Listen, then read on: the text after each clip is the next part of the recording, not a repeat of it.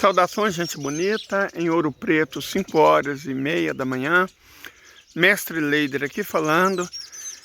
E eu quero falar sobre um ponto muito importante da geopolítica global, que está mudando, e parece que o Martianov tocou no assunto. Na hora que chegar lá eu quero ver o vídeo inteiro, que diz respeito ao mercado mundial de commodities, produtos agrícolas em particular. Bom, deixa eu explicar para vocês. Nós crescemos, assistindo o Globo Rural da Vida, Jornal Nacional, lendo nossa mídia. Nós crescemos com uma série de ilusões, falsas informações a respeito de como funciona o mercado mundial de alimentos. A impressão que o agronegócio tenta passar através dos seus agentes, a Globo é um deles, talvez o mais importante, porque eles próprios se dedicam a isso, é que o Brasil é o celeiro do mundo. O mundo não sobreviveria sem o Brasil, a China sem o Brasil morreria de fome. Sabe, uma porrada de bobagem. Eu já publiquei um vídeo mostrando que a China não um maior, ela é um enorme produtor de alimentos. Ela produz 1 bilhão e 400 milhões de toneladas de alimentos. Olha, acabei de perder a chance de mostrar para vocês um macaco. Estava ali nas árvores, lá na mata da frente. Aqui tinha bem mais macaco. Aí, alguns anos atrás, teve uma epidemia de febre amarela. E, infelizmente, a população de macaco quase foi dizimada em toda essa região entre aqui a floresta do OMI e o Parque do Itacolomi, aqui no município de Ouro Preto. Mas agora, pelo que eu vi ali, o bichinho pulando, todo sadio, a população está se recuperando. Mas voltando ao caso. Dos 60 alimentos, existe um site, deixa eu mostrar para vocês, aonde vocês podem buscar informações confiáveis. Não é na Confederação Nacional da Agricultura, não é na Globo, não. Vocês querem informação confiável, vai num site da ONU chamado Faustat, F-A-O-S-T-A-T, Faustat. Lá tem os dados mais atualizados sobre a produção agropecuária mundial e dos últimos muitos anos. Lá vocês vão ver, dos mais de 60 alimentos produzidos pelo mundo, a China é o maior produtor de 40 deles. A China produz de milho mais do que o Brasil produz com a soma de todos os grãos. A China produz de pescado mais do que o Brasil produz com a soma de todos os tipos de carne. Bovino, ovino, suíno, aves. Se você juntar todas as carnes que o Brasil produz, é menos do que a China produz só de pescado. Então, assim, e se você, repito, somar tudo que o Brasil produz, soja, sorgo, milho, tudo que o Brasil produz de grão, é menos do que a China produz só de milho. E a China é o maior produtor mundial de trigo também, de arroz, de um punhado de coisa.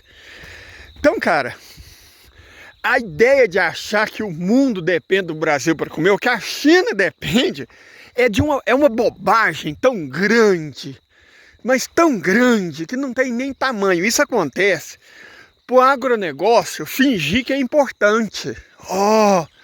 Somos o celeiro do mundo. Não é porcaria nenhuma. Nós nem produzimos alimento de verdade, certo? Agora é fome. Sabe por quê? Porque o que o Brasil produz é ingrediente para ração, não é nem ração, é ingrediente para ração. Fernando Henrique Cardoso, que o demônio leva a alma dele algum dia, ele publicou a tal Lei Candir. A Lei Candir é uma aberração sem tamanho. Por quê? Enquanto todos os países do mundo, vamos pegar o Egito, país africano, todos os países do mundo, eles fazem o possível para industrializar a matéria-prima, gerar emprego, renda, progresso, desenvolvimento, não é? Transformar ela em produtos industrializados. O Egito, que o Egito faz? O Egito produz algodão egípcio, que na verdade é brasileiro. Ele é nativo do Brasil. Eu até trouxe umas sementes, tô doidinho para plantar elas. Só não sei onde eu coloquei. Mas achando eu vou plantar elas. Esse algodão brasileiro, ele é um algodão de fibra longa. Um algodão arbóreo. Você tem que colher à mão, certo? O que nós plantamos no Brasil é o algodão de lá, asiático. E é um algodão que é chamado de arbustivo. Ele produz e morre. Então você colhe a máquina. Algodão de fibra curta, algodão de má qualidade.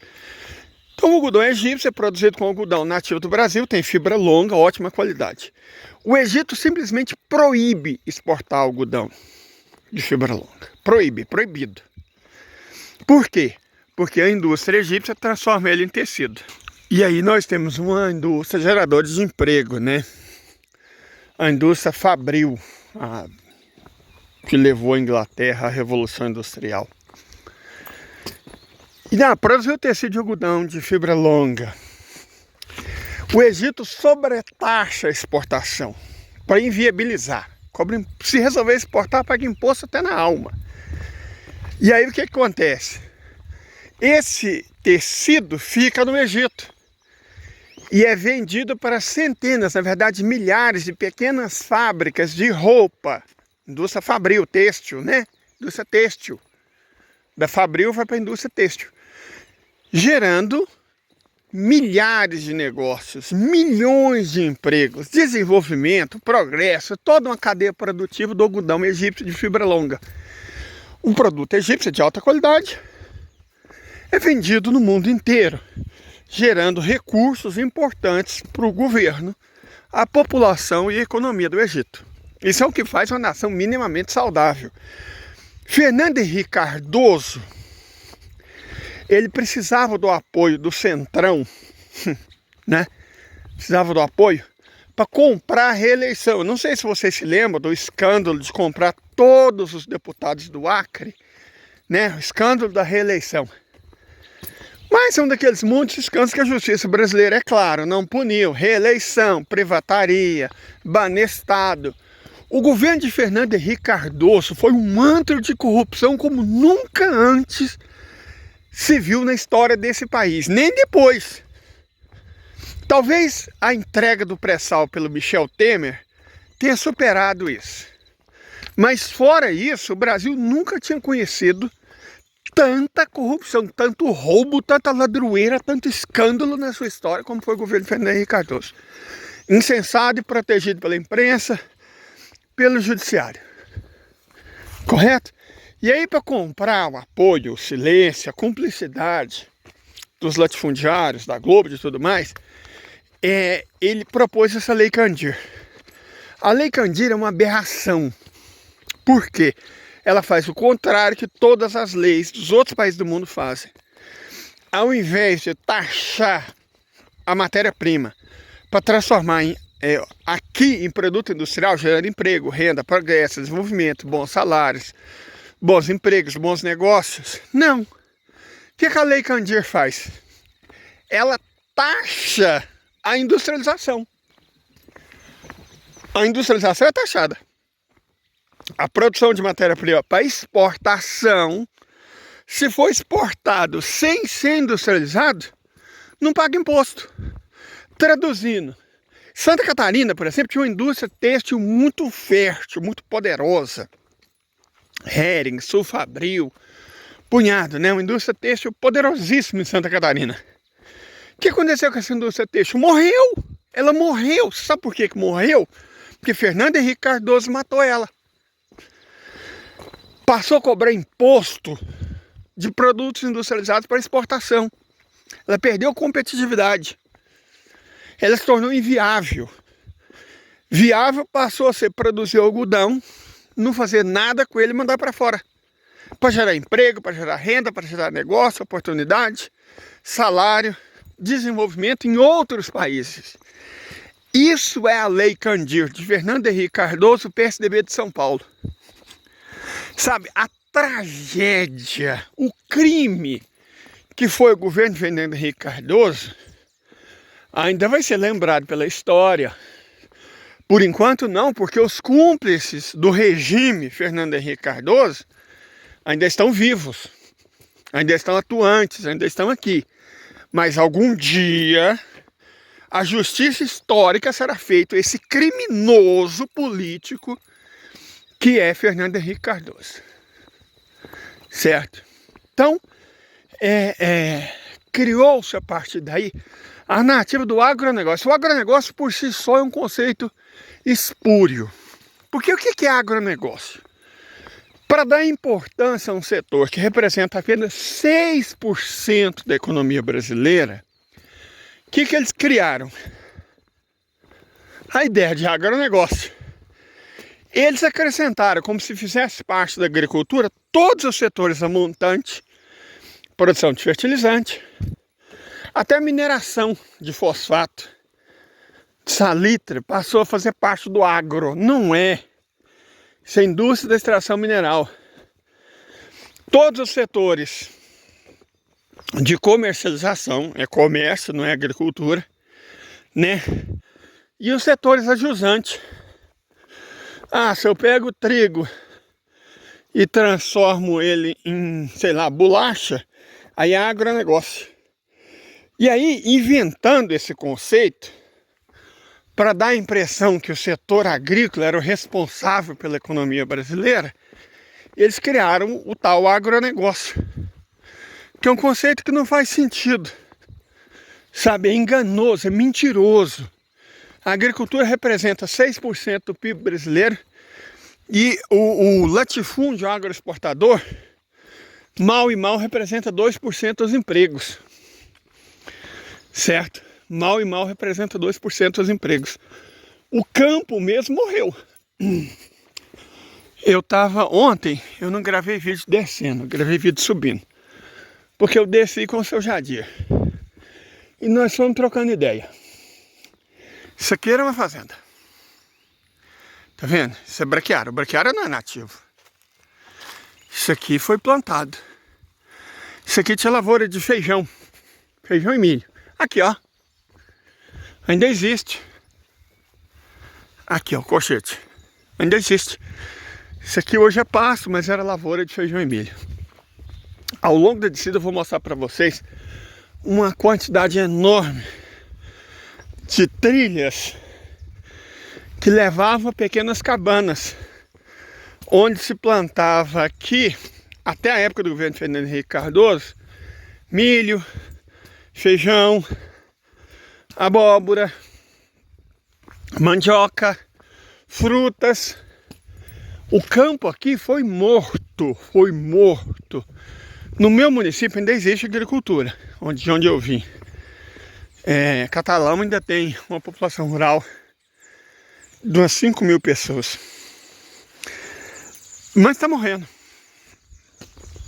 Está morrendo. Também. Resta cada vez mais o latifúndio agrário exportador. O destruidor de mundos. Lá uma saracura 3 potes. Lá na frente, o destruidor de mundos. Destruidor da natureza, da água, das nascentes, de tudo. Então, houve toda uma narrativa, houve todo um trabalho que foi midiático e político para dar a impressão que o agro é bom, que o agro é forte, que o agro é pop. Inclusive, esse trabalho entra naquele esquema que eu chamei de ideológico. Certo? Eu sempre discuto a questão da ideologia, né? O Brasil, antes da Globo interferir mais pesadamente na educação, você tinha um gênero musical importante que era música regional. O que era música regional? Por exemplo, no Rio Grande do Sul, Cleiton e Cledir, cara. Porra, os caras são ótimos, Cleiton e Cledir. Aí você tem no Ceará, Fagner, Ednardo, Belchior, Amelinha. Na Paraíba, os irmãos Ramalho, Elba e Zé. No estado de Pernambuco, Alceu Valença, Geraldo Azevedo. Em Minas Gerais, Milton Nascimento não é um cara regional, Milton Nascimento é universal, né? Ele é um deus. Mas Lô Borges, Paulinho Pedra Azul, sabe? Então você tinha essas músicas regionais. E o sertanejo, você tinha no Mato Grosso do Sul, Almir Sater, certo? E em Goiás, São Paulo, Triângulo Mineiro, né, região dos Confins, você tinha música sertaneja.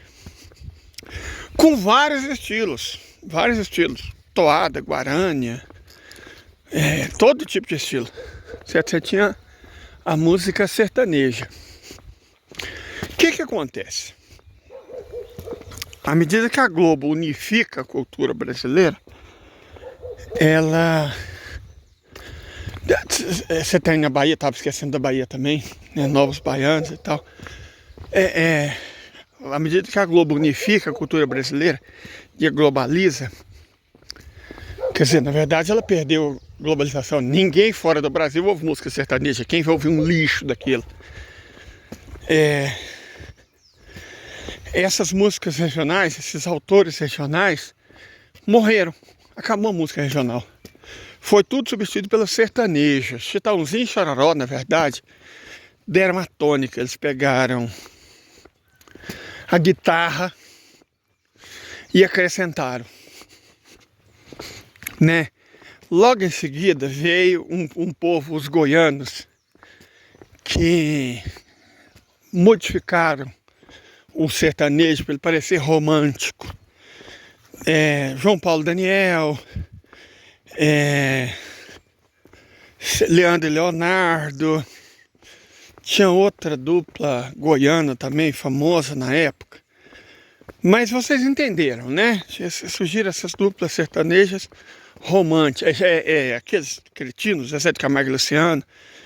Tinha outro também, tinha outra dupla que até gostava, né? Então, criou-se um estilo mais romântico.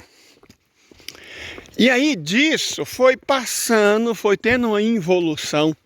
A letra foi ficando cada vez mais pobre, a melodia cada vez mais pobre, o ritmo cada vez mais pobre. E em pouco tempo, o tal sertanejo universitário surge. É uma exaltação, é bebida alcoólica. Exaltação é bebida alcoólica. A temática do sertanejo universitário é eu sofro, bebo e choro. Certo? Sofrer, beber e chorar. Principalmente beber.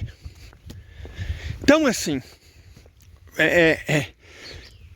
destruiu-se a cultura regional brasileira, que foi substituída por essa aberração, esse produto de marketing chamado sertanejo universitário. E os fazendeiros começaram a adotar bandas, a adotar cantores, né? E surgiram rádios. Aqui, o seu Jadir, vira e mexe, ele tá aqui, ele só ouve como é que chama a rádio? Liberdade, a rádio sertaneja do Brasil. Mas existem, Brasil afora, muitas emissoras de rádio que só tocam sertanejo. Na minha cidade, eu lembro o dia que eu parei de ouvir rádio. Cheguei, estudava, fazia mestrado, né? Morava em Uberlândia, cheguei em casa, falei, eu vou ouvir uma musiquinha, né? Aí toco lá também, tem uma rádio chamada Liberdade, só sertanejo. Rádio Cultura, sertanejo, nossa senhora. Aí tinha uma rádio dessas comunitárias, que adivinha o que tava tocando? Sertanejo. Falei, vá merda, nunca mais. Você ter 3 rádios, na verdade eram 4. 4 rádios, e as 4 tocando música sertaneja. Vocês acham que isso foi incidental? Gente, por favor, não existe coincidência. Certo? Hoje você tem uma rádio lá no sul de Goiás, Sucesso, que vive só toca sertanejo. O dia inteiro, 24 horas por dia. Tem muitas rádios que só tocam sertanejo. Quer dizer, a cultura foi morta, foi assassinada. E foi imposto esse ritmo. Às vezes as pessoas moram na cidade grande, né?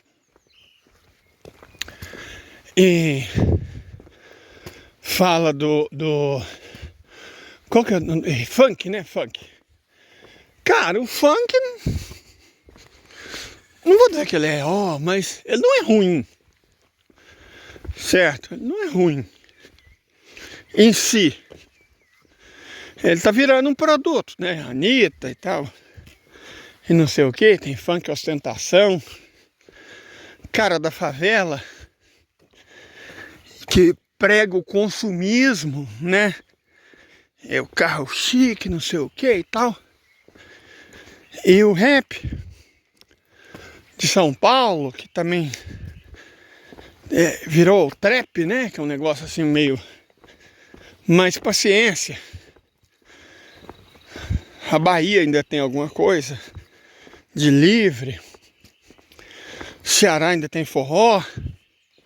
Mas, de modo geral, o sertanejo está destruindo a cultura brasileira. E isso é proposital. Isso foi planejado.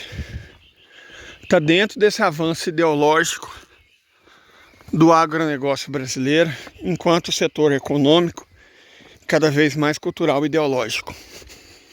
Certo? O agro de um lado, os evangélicos do outro, e aí você tem um correntão do atraso que vai tratorando. Aí, isso aqui, ó, era uma lavoura. Olha lá, tá vendo a casinha lá? Não. Deixa eu mostrar pra vocês. Não sei se dá pra ver daqui.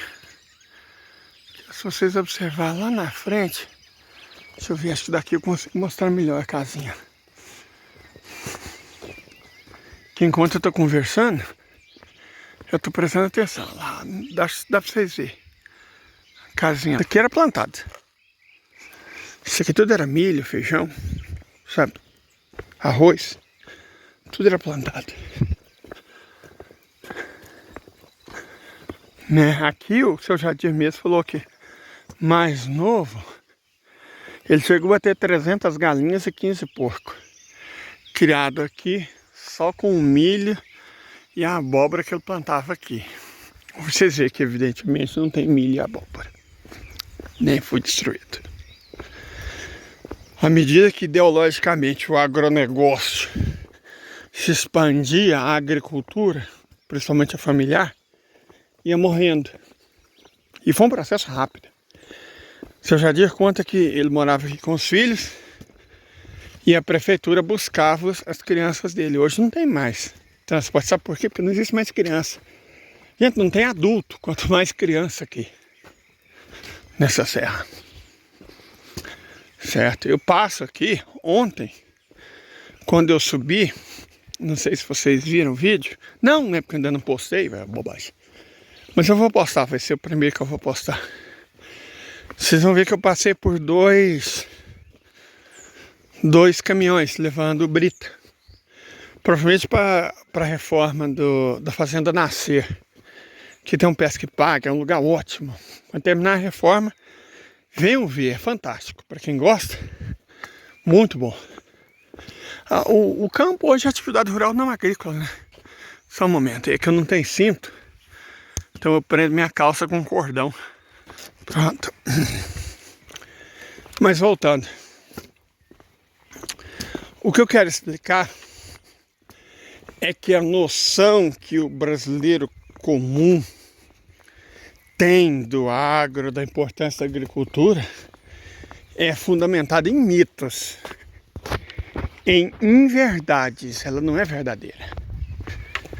Ela não é falsa. O agro não construiu esse país. A verdade, ele está destruindo.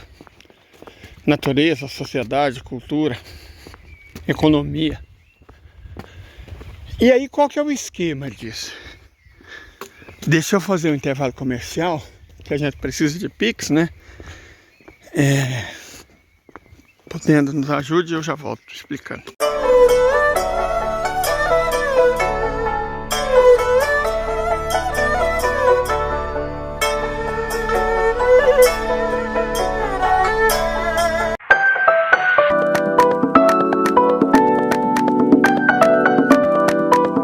Seguinte, os Estados Unidos da América, que controlam, que comandam a Rede Globo, né? Aqui no Brasil, gente, vamos deixar claro algumas coisas aqui, eu sei que todos vocês sabem disso, Mas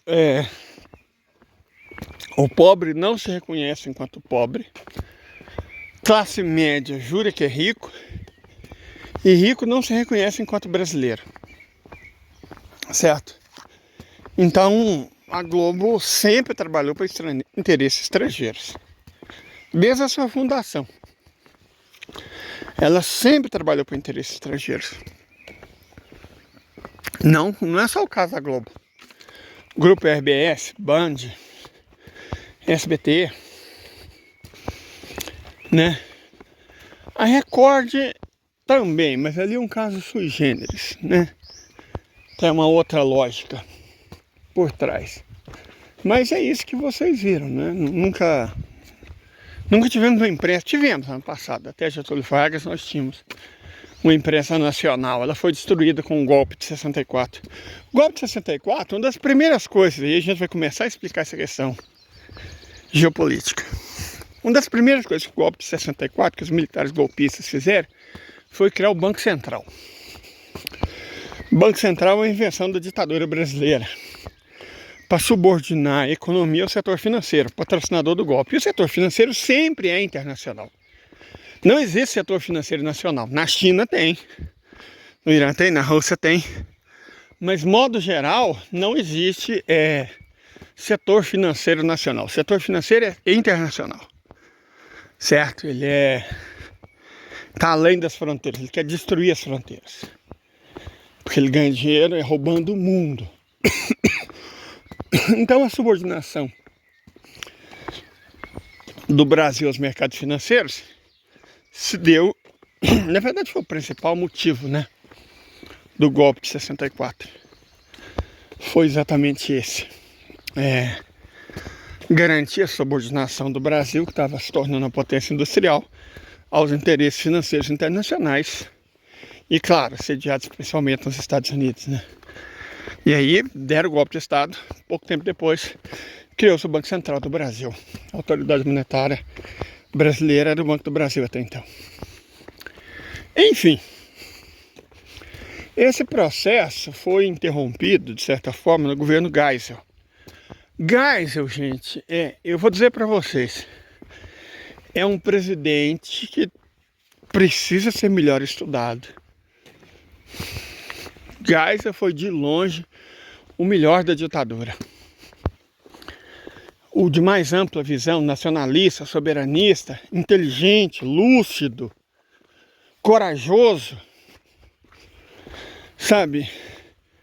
Eu colocaria Geisel à frente de João Goulart. João Goulart teve boas ideias, mas não teve peito. Nunca desculpo João Goulart pelo golpe de 64. Ai, se o Brasil tivesse reagido, o Brasil teria derrotado os golpistas. Ai, tinha um porta-avião na frente do Brasil. Desde quando um porta-avião venceu a guerra? Tá vendo isso aqui? Se eu seguir essa trilha, um dia eu ainda quero seguir. Eu vou parar numa tapera. O que é uma tapera? Uma casa abandonada. Casa abandonada. No meio do campo. Vocês vão achar lá na frente pé de goiaba, pé de manga, laranja. Isso aqui tinha... Lembra que eu falei que tinha a sede... Olha lá, ó. Acho que dá pra vocês verem. Claro. Olha lá, ó. Dá pra vocês verem. Isso aqui vai parar na tapera. Que era um sítio, um roçado, onde se praticava agricultura. Tinha umas vaquinhas, uns porquinhos, umas galinhas. Plantava milho, feijão, abóbora. Plantava o próprio arroz. Era isso aqui que tinha por aqui. Vou mostrar vários outros. Daqui até nós terminarmos esse vídeo. Desses caminhos que levam a casas que estão abandonadas. Isso é uma tapera. Certo? Então vamos lá. O Brasil é subordinado, né, ao mercado financeiro internacional pela ditadura militar. Esse processo foi desacelerado, na verdade, né, muito no governo Geisel. Mas aí depois, veio a Nova República, Sarney, né, Masson, essas coisas todas. Depois a modernização de Fernando Collor de Mello, que destruiu a nossa indústria de informática, estava nascente.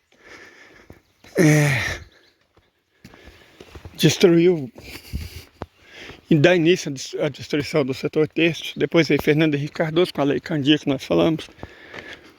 Houve uma breve paralisação no governo Lula e Dilma I.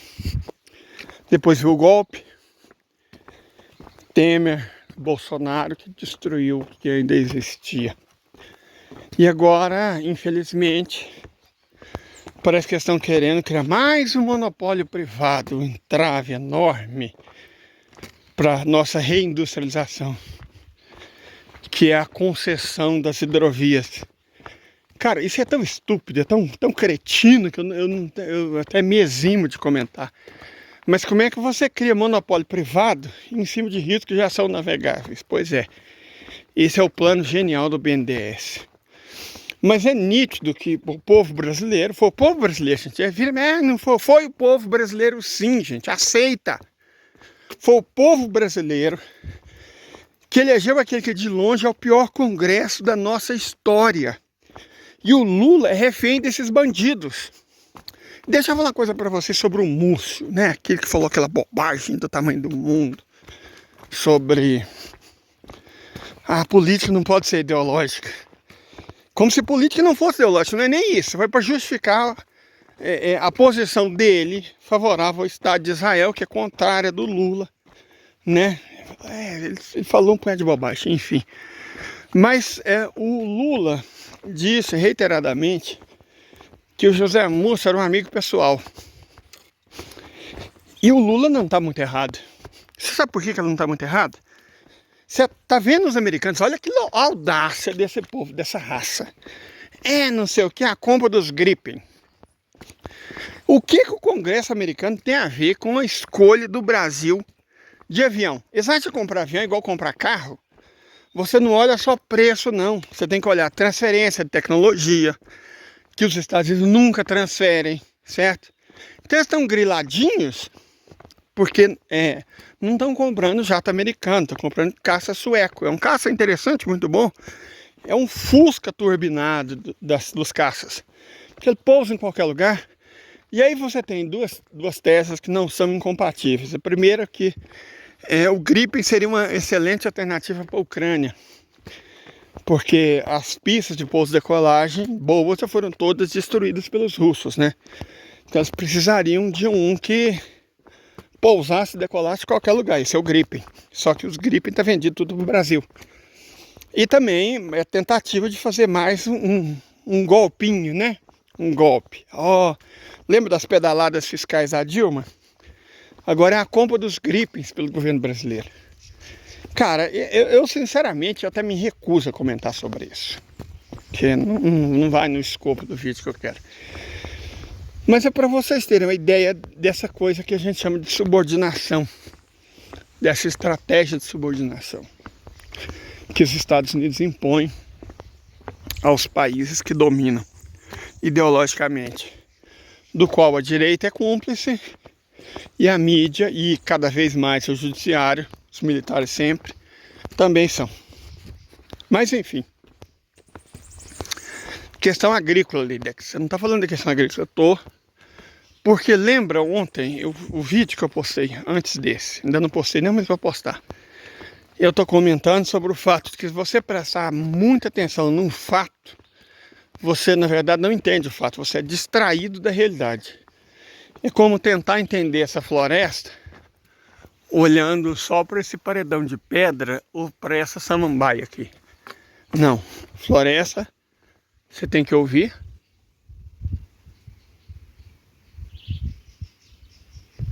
Ele é o vento, ele é os sons, as aves, todas as árvores, as minhocas que estão no chão e a gente não vê, os insetos, os animais. Certa floresta é tudo isso. Você não vai entender a floresta olhando só para uma espécie.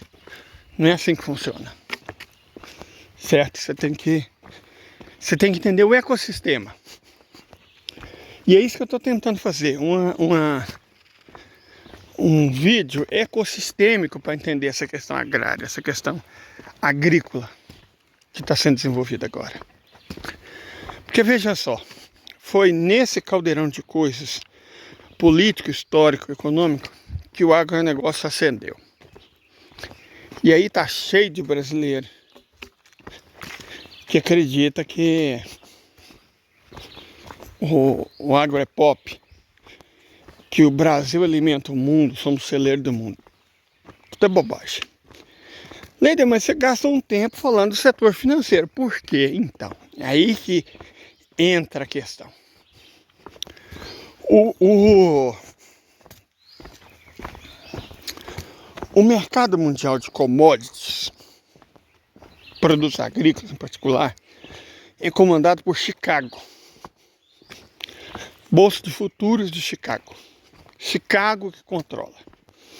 Existe um conjunto de empresas chamado tradings, as grandes tradings. Bung, ADM, Cargill, sabe? São as grandes tradings. O que essas tradings fazem?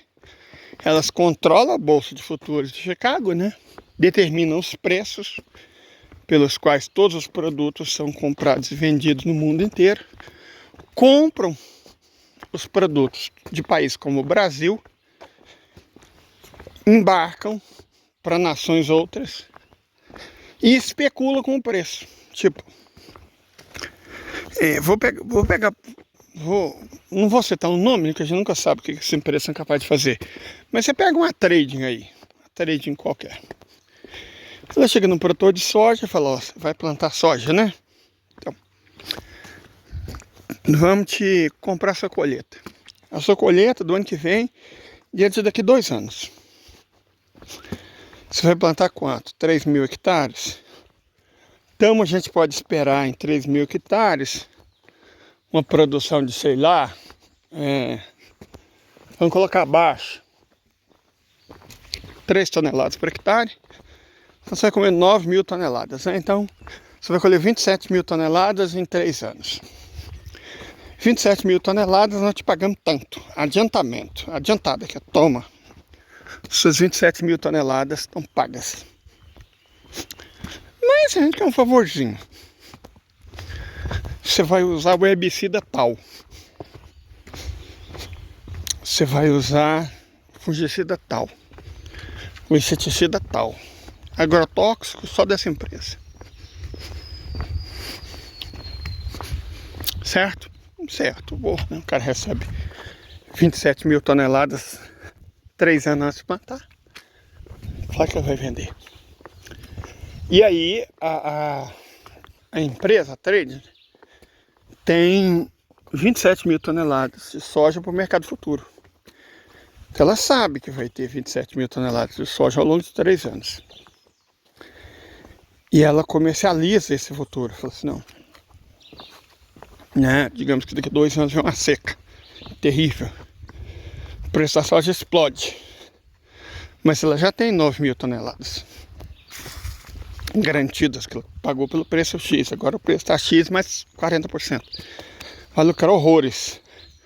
E se tiver mais baixo? Não tem importância. É só não vender. Ela manipula os mercados e controla o preço. Mais do que isso, comprando soja brasileira, ela faz uma coisa que ajuda muito o sistema financeiro dos Estados Unidos, a senhoriagem. Porque ela não paga em dólar, ela paga em real. Então algum banco vai ter que transformar dólar em real e quando for exportado, real em dólar. Taxa de senhoriagem que os bancos lucram.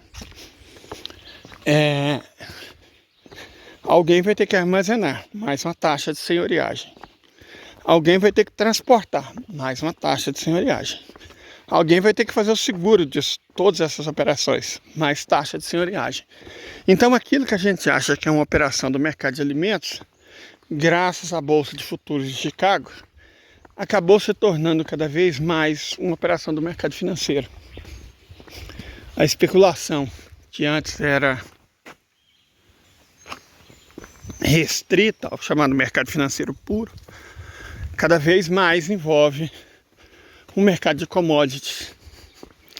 Recursos financeiros do mundo inteiro são capitaneados pelos Estados Unidos para manipular o preço dos alimentos e o comércio mundial de alimentos. Ganhar muito dinheiro com isso, manipulando o preço. A fome vai ser produzida, claro. Agricultores vão quebrar, eles não estão nem aí. Eles não se importam, cara. Vocês estão fazendo ganhar dinheiro. E aí você pega, lembra que 9 mil toneladas num ano qualquer? Você pega 9 mil toneladas de milho, de soja, né, do mercado futuro, junta 20 mil toneladas de milho, 10 mil toneladas de sorgo, sei lá, mais 20 mil de trigo e cria um pacote agrícola. E cria um papel. Ó, estamos especulando no mercado futuro. Não criar um derivativo. Beleza, não criar um derivativo.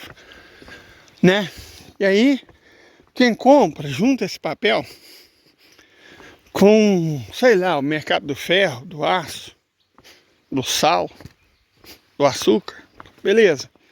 Vamos criar um super derivativo, tranquilo. E aí você junta isso com o preço do petróleo, né? Mais outro derivativo. Junta, depois você pega isso, coloca com ações de empresas, mercado imobiliário, rendimento, startups. E você vai criando papel em cima de papel, até que no fim você tem um papel que você não sabe o que é. Você só espera que ele lucre. De qualquer maneira. E você vai vendendo e vendendo e vendendo. E no fim você não tem a menor ideia quem é dono do quê. É só papel em cima de papel, não tem lastro. É nisso que o mercado financeiro ganha dinheiro, ganha rios de dinheiro. E aí que ele esconde o risco. Você pega a soja, né? Não tem risco. Porque mesmo que você não receba a soja, o agricultor é obrigado a te pagar. Então nem que ele tenha que comprar 9 mil toneladas de soja e te entregar, ele vai ter que te entregar 9 mil toneladas de soja. Isso é um problema do agricultor. Se ele quebrar, perder tudo, isso é um problema dele. Então, a empresa não perde. Né? O patrão nunca perde. Ok. Você vai criando um novelo, uma teia de especulações tão grande, que eu repito, que é perdido completamente o contato com a economia real. Completamente. Não tem mais contato nenhum com a economia real. E os especuladores, à custa da miséria, da fome, do mundo, vão ganhando cada vez mais dinheiro em cima do trabalho de outras pessoas. Da devastação de outras terras, da destruição de florestas, é assim que funciona. A fadinha da floresta, eu nunca confiei nela, porque ela nunca toca no ponto que é esse. Ela defende jardinagem. O verdadeiro líder ecológico da Acreana, Chico Mendes, falava que ecologia sem luta de classe é jardinagem. Então, o que a fadinha da floresta pratica é jardinagem. Ela nunca praticou ecologismo. Tanto que o marido dela é traficante de madeira. Nunca praticou. Sempre praticou jardinagem. Que ela nunca toca no ponto. Né? Que é o capitalismo. A luta de classe. Antes da construção dessa ponte, as pessoas tinham que passar dentro desse rego d'água com os carros, e às vezes se enchia, rapaz, tem histórias tenebrosas. Olha lá. Você se lembra quando eu falei que você tem que tomar cuidado quando você passa debaixo disso aqui, essa árvore? Não estava assim ontem, ela está praticamente caída. Certo? Então, árvores caem todos os dias. É isso. Mas voltando ao caso. O fato é que os Estados Unidos subsidiam fortemente a própria agricultura para interferir no mercado global de alimentos. O milho subsidiado dos Estados Unidos estava destruindo a agricultura mexicana. Estava destruindo. Até o Lopes Obrador intervir. Não, um país africano ele não tem como competir com o produto agrícola dos Estados Unidos. Porque eles subsidiam tudo. Tudo. Subsidiam o trator, as máquinas agrícolas, a armazenagem, o transporte, a distribuição, a produção. Deixa eu dar um exemplo como é que funciona esse subsídio. Vamos pegar 2 agricultores, um do Mali, um dos Estados Unidos. O agricultor do Mali quer produzir trigo, e ele planta trigo. Ele e a família dele pega um boi e um arado, ara a terra, planta o trigo e torce para a chuva ser generosa, que ele tem uma boa colheita. Se tiver, eles conseguem casar um filho ou uma filha. Se não tiver, eles vão passar fome. Vamos supor que ele teve uma boa colheita, não quer dizer nada. Se o preço do trigo baixar na época da colheita, ele quebrou, perdeu tudo. E alguém vai garantir que o preço do trigo baixe exatamente na época da colheita dele. E esses são os Estados Unidos. A Bolsa de Futuros de Chicago.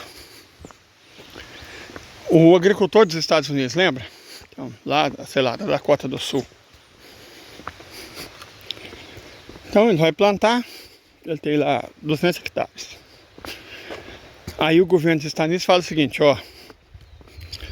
Toma esses $50 o hectare que você plantar de milho. Sua propriedade tem 300 hectares, então toma $50 por cada hectare que você plantar de milho até 200 hectares. Toma mais $20 para você não plantar em milho no restante da terra que você tiver. E aí eles controlam a quantidade que cada agricultor planta. Aí você colheu, ó, toma esse combustível subsidiado, esse trator subsidiado, beleza, diminua seus custos. Você colheu, digamos, a pessoa colheu 200 hectares, colheu, vamos pôr, 12 mil toneladas, né? 2.000 não, 1.200 toneladas. Então o governo vai falar, ó, vou te dar $20 por tonelada que você colheu, certo? E vou te dar mais $10 se você não vender esse trigo agora. Se você deixar para vender ele daqui 2 meses, quando a África colhe o trigo. E aí a mágica acontece. A mágica acontece. A agricultura dos Estados Unidos não sobrevive. Não tem a menor condição de sobreviver sem subsídio. E a europeia muito menos. Muito menos. Não tem a mínima condição de sobreviver sem subsídio. E se fosse só um problema de abastecimento interno, tipo o trigo ficasse nos Estados Unidos, é justo. Cada país tem que cuidar de alimentar o seu próprio povo. Mas a última coisa que eles estão preocupados, e veja, os Estados Unidos têm 40 milhões de pessoas em situação de insegurança alimentar. Então a última coisa que eles estão preocupados é com a alimentação da própria população. Não estão nem aí, cara, que passem fome. O que eles querem é interferir nos mercados, para destruir os agricultores do restante do mundo e garantir o lucro para as tradings. E como eles controlam a oferta e a demanda dos alimentos ao longo do tempo histórico, as empresas evidentemente sabem disso, são as empresas que mandam. Então elas sabem quando o preço vai cair e quando o preço vai subir. Elas sabem quando vender, quando comprar, por quanto vender, por quanto comprar. É assim que funciona o mercado global de alimentos. Tem nada a ver com eficiência na agricultura. Tem a ver com o interesse de grandes corporações financeiras que operam na Bolsa de Chicago. É assim que funciona. Mas, aí vem o pulo do gato. Eu vou fazer outro vídeo, porque senão isso aqui fica muito longo. Só um momento. Eu vou explicar no próximo vídeo.